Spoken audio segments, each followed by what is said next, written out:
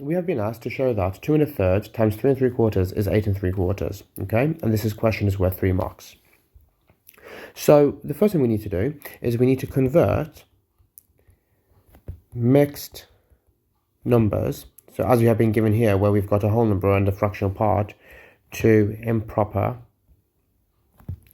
fractions. Okay, so let's do that. 2 1/3. Well, the way we convert it is we multiply the whole number by the denominator and we add the numerator. So 2 times 3 is 6 plus 1 is 7. So this is going to be 7 over 3. Okay. Then we have 3 3/4 equals 3 times 4, which is 12 plus 3, 15. So 15 over 4. Next, what we need to do is we are going to multiply improper fractions. Okay, so we are going to say that we need to do 2 1/3 times 3 3/4. This equals 7 over 3 times 15 over 4.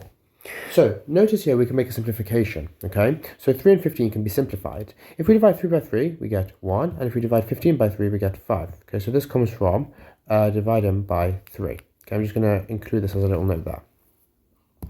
What this means is we will be left with 7 times 5 over 1 times 4, which equals 35 over 4.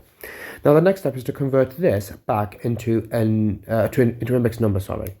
So to do that, we first need to know the smallest multiple of 4 that is closest to 35, okay? So what this means is we're going to start 4, 8, 12, 16, 20, 24, 28, 32, and then we have 36 after that, but we don't have enough to get 36 because it has to be less than 35, so it's going to be 32.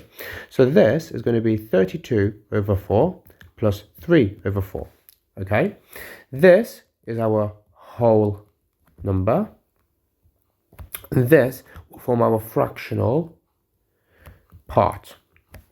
This will equal 8 plus 3 over 4, which gives us 8 3/4. Let me just write that a bit neater, 8 3/4 like that, as we have been required by the question. So this question is worth 3 marks. The first mark comes from converting your mixed numbers to improper fractions. Your second mark comes from multiplying out your improper fractions. And your third mark comes from converting your answer correctly into an improper fraction, sorry, into a mixed number as we have been requested to.